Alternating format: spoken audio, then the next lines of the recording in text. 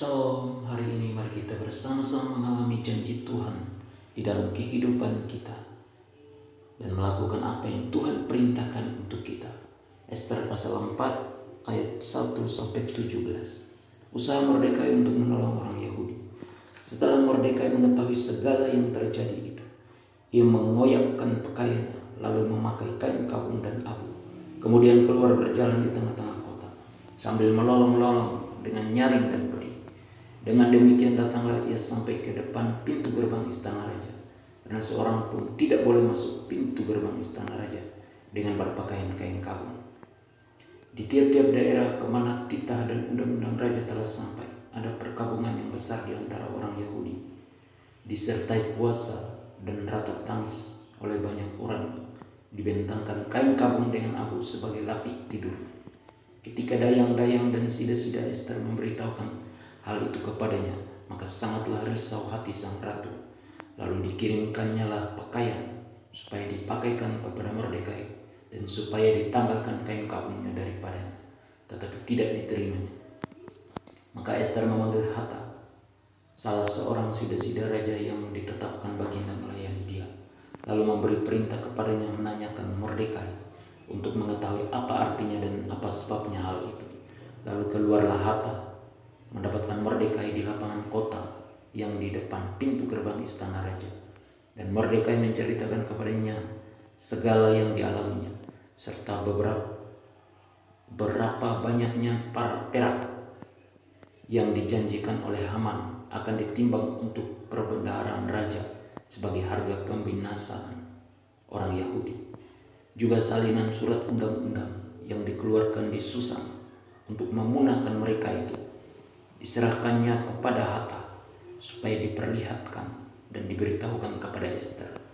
Lagi pula Hatak disuruh menyampaikan pesan kepada Ester supaya pergi menghadap raja untuk memohon karunia-Nya dan untuk membela bangsanya di hadapan baginda.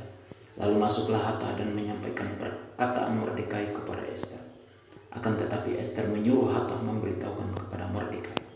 Semua pegawai raja serta penduduk daerah-daerah kerajaan mengetahui bahwa bagi setiap laki-laki atau perempuan yang menghadap raja di pelataran dalam dengan tiada dipanggil, hanya berlaku satu undang-undang, yaitu hukuman mati. Hanya orang yang kepadanya raja mengulurkan tongkat emas yang akan tetap hidup.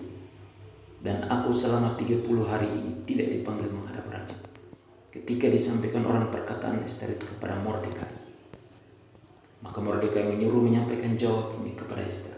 Jangan kira karena engkau di dalam istana raja hanya engkau yang akan terluput dari antara semua orang Yahudi. Sebab sekalipun engkau pada saat ini berdiam diri saja, bagi orang Yahudi akan timbul juga pertolongan dan kelepasan dari pihak lain. Dan engkau dengan kaum keluargamu akan binasa. Siapa tahu mungkin justru untuk saat yang seperti ini engkau beroleh kedudukan sebagai ratu. Maka Ester menyuruh menyampaikan jawab ini kepada Mordekai. Pergilah, kumpulkanlah semua orang Yahudi yang terdapat di Susan dan berpuasalah untuk aku. Janganlah makan dan janganlah minum 3 hari lamanya, baik waktu malam, baik waktu siang.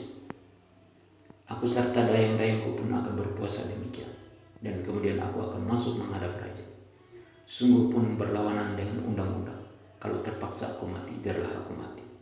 Maka pergilah Mordekai dan diperbuatnya lah tepat seperti yang dipesankan Ester kepadanya. Perintah Tuhan. Sebagai anak-anak Tuhan, kita harus memiliki rasa sepenanggungan dengan mereka yang mengalami musibah, yaitu dengan segenap hati berusaha, berjuang untuk melakukan sesuatu yang bermanfaat bagi orang lain. Janji Tuhan hari ini, yaitu Tuhan turut bekerja di dalam segala usaha dan jerih lelah kita. Amin. Tuhan Yesus memberkati.